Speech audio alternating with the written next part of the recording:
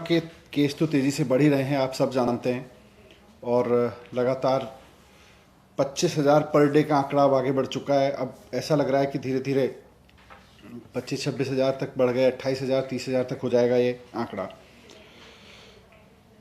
मैं दो चीज़ें कहना चाहता हूँ। एक तो ये कि दिल्ली सरकार पिछले दिनों में लोगों को बेड उपलब्ध कराने में बहुत तेज़ी से काम कर रही है और बहुत सफलतापूर्वक काम कर रही है। पिछले 4-5 दिनों में मैं एक एक हॉस्पिटल में जाके आया हूँ। मैं खुद अंदर जाके पेशेंट्स के साथ, डॉक्टर्स के साथ, उनके अटेंडेंट के साथ बातचीत करके आया हूँ। और मैं ये देख रहा हूँ कि 3 अप्रैल को अगर आप देखें, करीब 20 दिन पहले हमारे पास 6,071 बेड थे। 6071 बेड्स थे पहले, 6,071।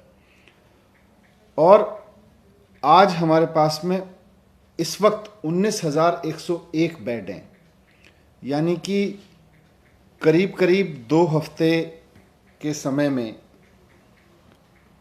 2-2.5 हफ्ते के समय में 3 गुना से ज़्यादा बेड बढ़ा दिए गए हैं।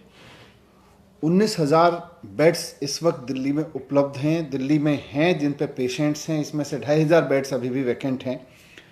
तो बहुत तेज़ी से वॉर फुटिंग पर बेड्स की संख्या बढ़ाई है दिल्ली सरकार ने, और इतनी तेज़ी से कहीं संभव नहीं हो सकता था। लेकिन फिर भी सारे रिसोर्सेज लगा के, सारी मैन पावर लगा के, पूरे जितने भी हमारे पास में रिसोर्सेज थे उनको ऑप्टिमम यूटिलाइजेशन करते हुए हमने 3 गुना बेड्स कर दिए हैं। 6,071 से बढ़ा के 19,101 बेड हो गए हैं केवल 2 से 2.5 हफ्ते के अंदर अंदर। अभी मैं पिछले दिनों सीएम साहब के आदेश पर लगातार एक एक हॉस्पिटल में गया हूँ। सीएम साहब की निगरानी में डिस्कशन हुआ है और वहाँ भी उनकी कैपेसिटी को हमने जितना हो सकता है उतना बढ़ा के यूज़ करने का डिसीजन लिया है। इसमें बुराड़ी जो हॉस्पिटल है हमारा, वहाँ अभी 320 बेड हैं। इसको हम बढ़ा के 800 बेड का कर रहे हैं। 480 बेड यहाँ पे बढ़ जाएंगे। इसी तरह से जो हमारा अंबेडकर नगर का हॉस्पिटल था जिसमें मैं गया था, वहाँ 200 बेड हैं। उसको हम बढ़ा के 600 बेड वहाँ पे कर रहे हैं अभी। डीडीयू हॉस्पिटल है, वहाँ पर 250 बेड हैं अभी। उनको हम बढ़ा के 750 बेड कर रहे हैं। यहाँ पे 500 बेड बढ़ जाएंगे। आचार्य भिक्षु हॉस्पिटल है, यहाँ पर 150 बेड हैं अभी। इनको बढ़ा के हम 400 बेड कर रहे हैं। यहाँ पे 250 बेड बढ़ जाएंगे। राजा हरिश्चंद्र नरेला में हॉस्पिटल है, यहाँ पर 200 बेड हैं हमारे पास। हम इसको 400 बेड कर रहे हैं, तो इस तरह से यहाँ भी 200 बेड बढ़ जाएंगे। एलएनजेपी में 1,500 बेड्स हैं, वो सब फुल हैं इस समय। लेकिन हमने इनके साथ अब फैसिलिटीज़ जोड़ी हैं। अपने एक स्कूल में 125 बेड लगाए हैं और कॉमनवेल्थ सेंटर में 500 बेड लगाए हैं। इन्होंने ऑपरेशन में काम करना शुरू कर दिया है, फंक्शनल हो गए हैं ये। इस तरह से यहाँ भी 1500 से बेड, अब यहाँ भी ज़्यादा पेशेंट्स देखे जा सकते हैं। डीआरडीओ का जो सेंटर केंद्र सरकार के सहयोग से, डीआरडीओ के सहयोग से बना है, उसमें 250 बेड्स कल एक ही दिन में भर गए। 4 घंटे के अंदर अंदर 250 बेड्स फुल हो गए। उसके भी 250 बेड्स और मिलने वाले हैं अभी। तो इस तरह से देखें तो हमारे पास में करीब 2700 बेड्स, करीब 2700 बेड्स और जुड़ने वाले हैं कुछ दिन में। अगले 4 से 5 दिन में, 6 दिन में मैक्सिमम 2700 बेड्स की कैपेसिटी और बढ़ा देंगे। तो 6,000 से बढ़ा के अभी हमने 19,000 की है, और 19,000 में अभी ये 2700 बेड्स और जुड़ जाएंगे। करीब 2,500 बेड्स इस समय भी दिल्ली के अलग अलग अस्पतालों में खाली हैं। आप ऐप पे देख लें, ऐप पे पूरी जानकारी है किस हॉस्पिटल में बेड खाली है। एक चीज़ और मैं रिक्वेस्ट करना चाहूँगा कि पैनिक में ना आए, एकदम कोरोना होते ही हॉस्पिटल ना भागें। कोरोना का सबसे बढ़िया और सबसे ज़्यादा लोग जो कोरोना से ठीक हो रहे हैं वो होम आइसोलेशन में हो रहे हैं। होम आइसोलेशन में ही रहें।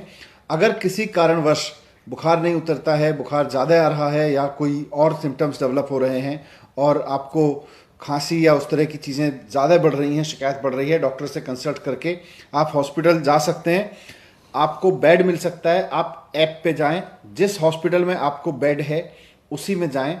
इधर उधर ना भागें, वरना इधर उधर भागने में आपकी भी एनर्जी जाती है और हॉस्पिटल्स के आगे भी अन्यथा लाइन लगती है, हॉस्पिटल्स के आगे भी अन्यथा प्रेशर बनता है। तो जिस हॉस्पिटल में आपके लिए बेड उपलब्ध है, मुख्यमंत्री जी ने आदेश दे दिए हैं कि कोई भी हॉस्पिटल अगर ऐप पर ठीक जानकारी नहीं देगा, यानी कि अगर बेड उपलब्ध हैं और एडमिशन नहीं देगा, या वो बाद में कहेगा मेरे पास गलत जानकारी हमने उपलब्ध कराई हुई थी और एडमिशन नहीं दे सकते, उसके खिलाफ कार्रवाई की जाएगी।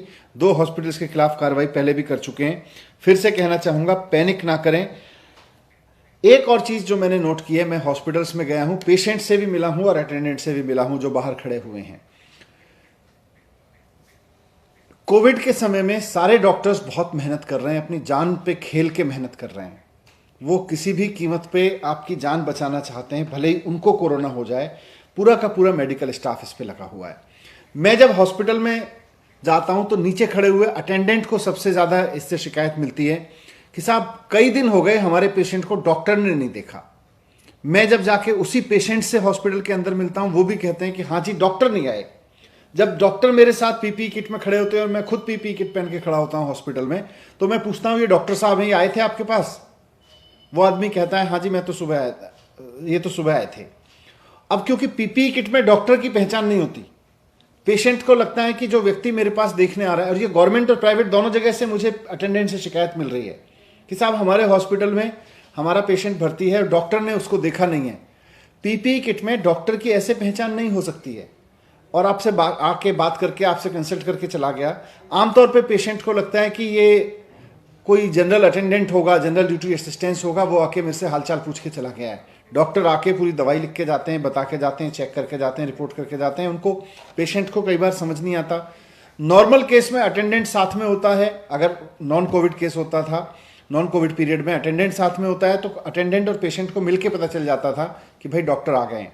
अभी डॉक्टर आ रहे हैं, डॉक्टर राउंड ले रहे हैं अंदर, वो पेशेंट्स को देख भी रहे हैं, लेकिन पीपीई किट में होने के नाते आपको पता नहीं चल पा रहा कि वो डॉक्टर थे।